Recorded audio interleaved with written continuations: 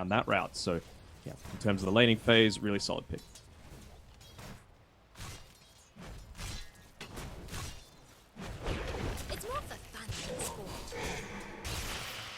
Alex is doing a great job of tanking up a lot of these spells. Would be unfortunate if he's going to go down as a result of it, Oh, sing the praises. The classic curse goes down as first blood as PO will strike first in our game one.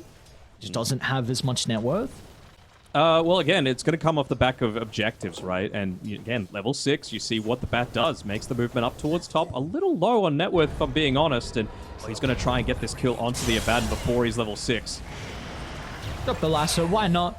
Secure the first kill of the game for D2 Hustlers. Even Sharpshooter as well was actually used, so a bit of an extra ultimate that wasn't necessary, but doesn't have the longest cooldown. Protect this. And maybe they can. Pio, he's going to TP in aggressively. The rest of Ivy are going to start to funnel into the area. With the Mortimer Kisses getting laid from downtown, but still they'll just turn to Pio. The damage isn't there at the moment. So Lurstrat, can he sustain through the sole assumption he can? Pio stays alive, and Ivy successfully defend their tower. It's just to be a potential use of the drop to hold the Queen of Pain back, but we saw the odds from esportsbet.io prior favoring Ivy, and well, it's looking to be the case with how strong of a start they've got in a game like this. 2,000 net worth. Hit the black hole at bot. All right, why not? Mortimer Kisses laid down as well for the damage required to bring down Mirage, and a great combo coming out from Ivy in regards to their ultimates. Inside the jungle, though, Zento's going to run into Angel. Clockwork will be okay. Still, Ivy, are they going to be able to get the kill onto Mobile? They'll use all their stuns at the same time, and it doesn't matter because Angel's off to the right side to hold him into place. And, well, we see Shad. This is a person that we haven't really spoken about a whole lot. This lane has been freely farming around the map, and we see top of the net worth and already has plenty of damage at the moment. We'll see if it's still going to be enough, though. Pio, Bloodstone activated. Abaddon behind him as well to keep the Leshrac alive, but is it sustain enough? You bet it is. Once again, Pio, he's going to be cautious, though, but the shield cancels out the lasso. No effectiveness coming out from the ultimate from the to be able to tell of where this one is going to go. Just a game of chicken, really, for who wants to actually make that movement forward. I'm sure Hustlers Pio doesn't have boys behind him. There we go. Yeah. He leads him with the lasso, straight dragged into Shad's damage. Own Me will try and get the black hole up, but it's just a little bit too late. An ultimate for naught. Divine Lava even tips the Enigma mid-fight, recognizing that ultimate will give them nothing to turn the fight around, and they're not done just yet. Further to the north they go, catching up to Cube on the Snapfire as D2 Hustlers will now have firm control of this.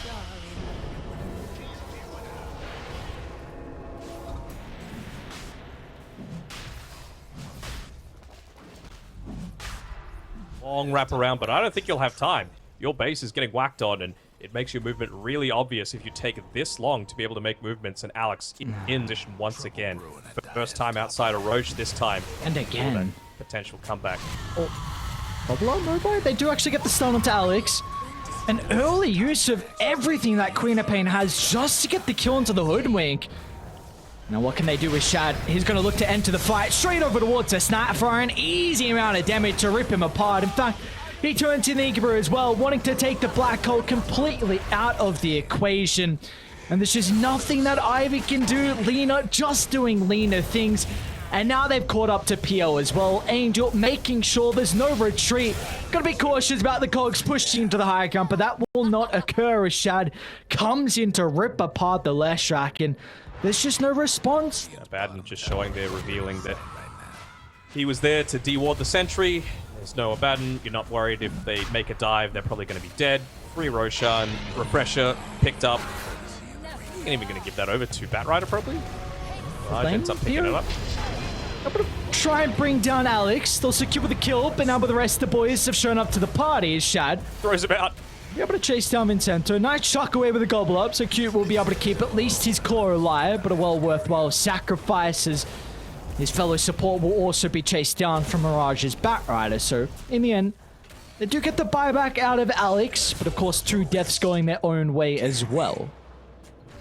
And they're just pushing on forward again. 2 lives. Like, this is one of the best counters. Wraith King does it, and Aegis the Immortal does it. Black Hole, really only effective if you're able to convert fully onto that. And Lena's just going to be sieging from afar right now, level 26.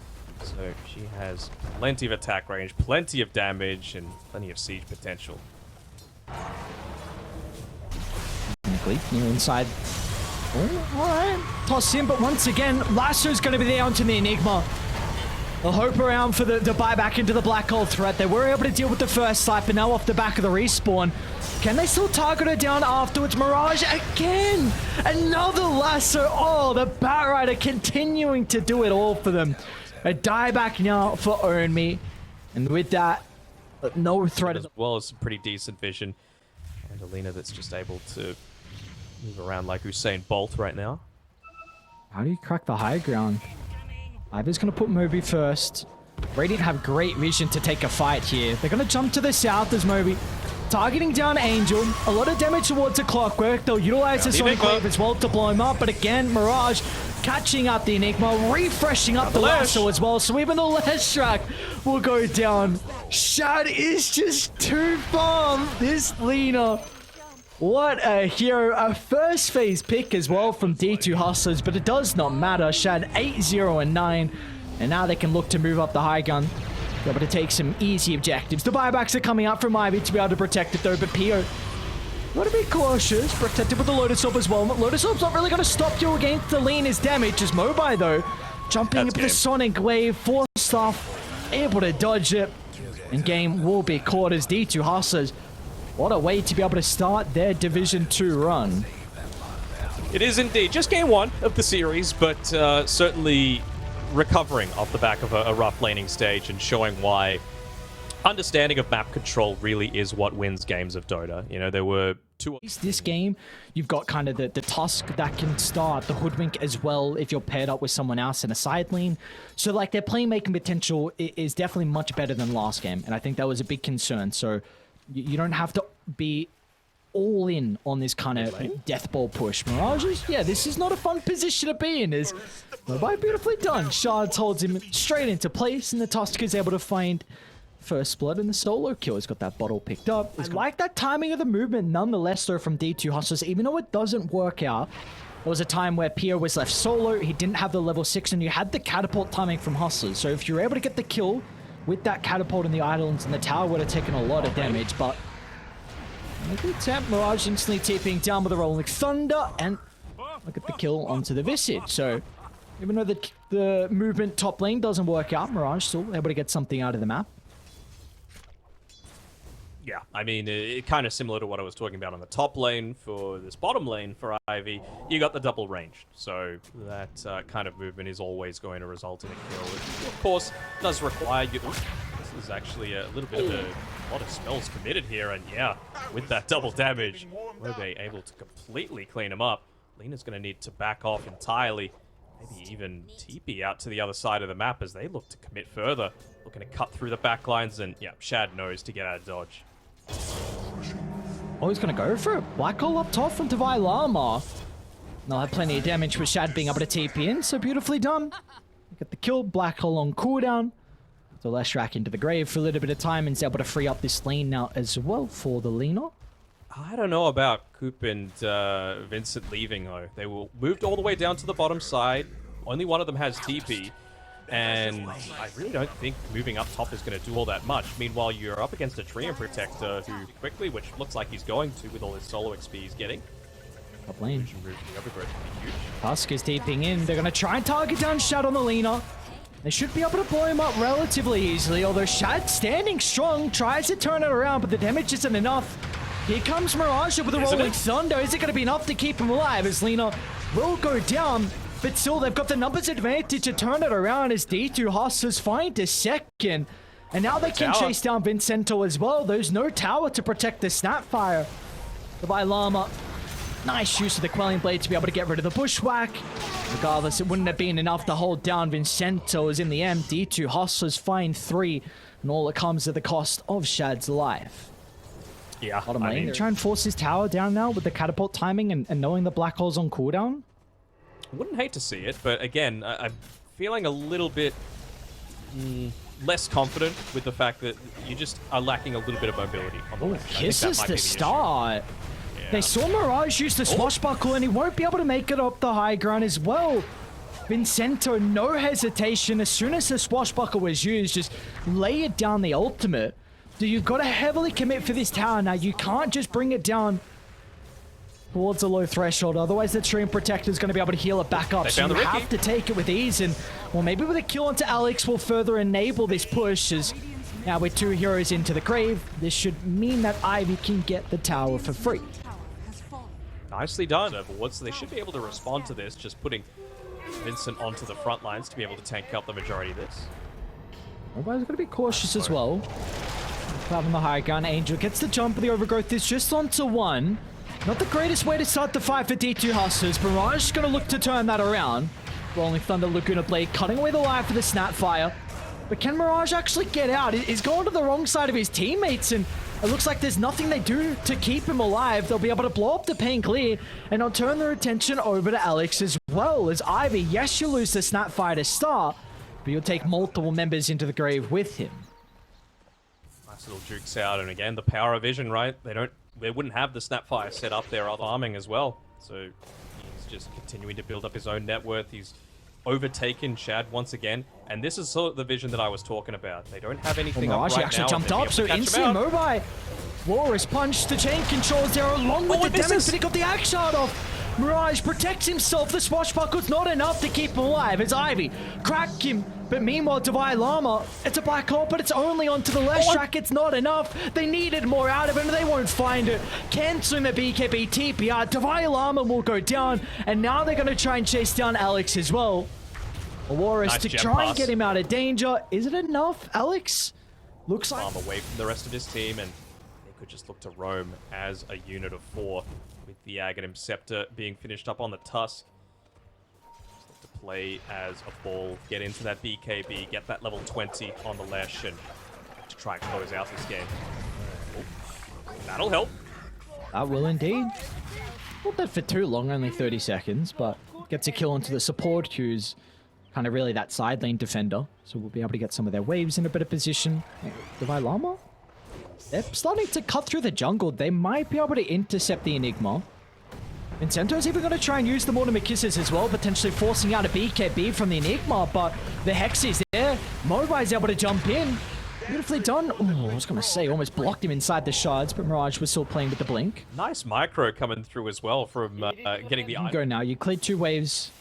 Bit of an opening. You're not going to have to worry about that top wave for a little bit of time. So got that Aegis to work with. Do you see D2 Hustlers, though? Around their own triangle. Ivy will look for the wraparound. They got a double damage rune as well if they want to look to pick that up before the fight. But Mobi, well, he wants to jump in without it. An easy kill onto Alex. Divine Llama's going to look to enter with a threat of the BKB, but they'll actually just kick him out instead. So they'll look to reset. Angel caught on the low ground. An easy kill for them to find as well as Ivy takes 0 casualties. And now with this, they can look to occupy the map as Ward instantly dropped down in the triangle. This will give them the control. So ever since the start of this game too, Mobi wanted to kind of have his own little MVP performance as Pio will run into the Enigma. BKB still on cooldown for Divine Llama, so Pio is just going to look to target him down with all the magic damage. And Overgrowth into the Force Staff actually keeps Divine Llama alive, but the supports Angel will be chased down. They could still turn it around though, with Shad's right-click damage will rip apart the Lesh track, and now they want more as well. A buyback coming out of Angel, but Mirage, he's in 2 minds of whether to stick around. It's going to be Shad that actually looks to run on forward. Cookie will be able to reposition the Visage. They want Alex to get that sleeping dart out, and he will be able to find it from downtown. Setting up for Shad's stun, and an easy chase down for D2 Hustlers to find. It's finally they'll be able to take a successful skirmish. Looking pretty decent for them. I mean, Eidolon to scout out, the Ricky to scout out, but Dire, you can kind of use the bush, sorry, the Acorn shot. Yeah, all right, cards on the table, Aries. If you had to pick a winner at this stage, who is it? Hang on, Divine Llama. Yes, the Arcane Rune's juicy. I guess they both set up for a double black hole, and our Shad's here to get all the damage in they would require for the follow-up. Snowball, it's not going to be enough to keep alive as Angel's got the jump in as well, but the Overgrowth holding the Visage into place. It was an instant buyback out of Vincenzo, but they don't have the tusk. Because you're going to need to drop something to make this Aghanim Scepter a factor, and you just can't fight without the tusk. It's such a big portion of your damage right now. And they're not going to be fighting with the Mortimer Kisses now as well. They used it to try and Gonna scout go out for this. Roche. He's got item slots freed up. Considering it, a little bit too late for the jump. Shad, what do they get? Aegis, Aghanim, Scepter. They got everything. And they got everything. And now, actually, Alex on the high ground. Ivy was still sticking around. They've got Tusk up in a couple of seconds as well. They're going to be cautious, D2 Hustlers. Don't have all your abilities to take You this. would be better off getting this Aghanim Scepter or something like an Overwhelming Blink, you know, just for the little bit of that extra survivability, that way Got out to my llama. That's a big kill. They're going to start to TP into Hope to protect the Enigma. Black Holes at the ready. They're doing a great job to hold him into place. The BKB is now being wasted, so the Hex is there to counter his life. But meanwhile, Shad, well, he's getting the damage in from the southern side. No response. Mobile will try and kick him away.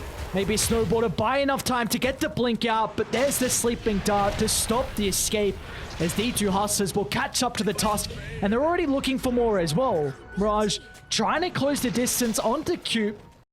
They know, Wink should be okay. Yeah, they'll back off entirely. Hang on, they're going back in though on Ivy. Inside the river, Omi and Vincento find the kill into the Train Protector, but now it means that the Visage is in a compromised position, so Shad can easily get the damage out as Ivy.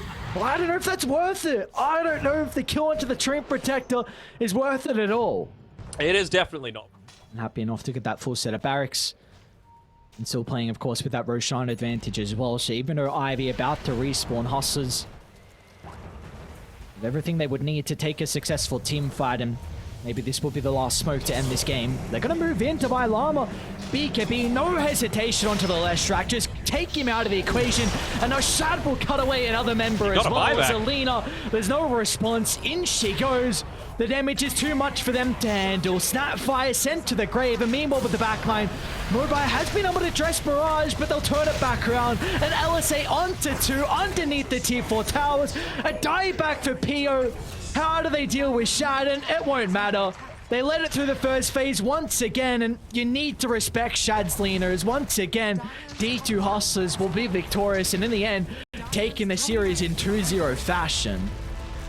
It's another one of those instances where you reach that timing with the Skadi, and the win probability just spikes up in favor of the D2 Hustlers. It was...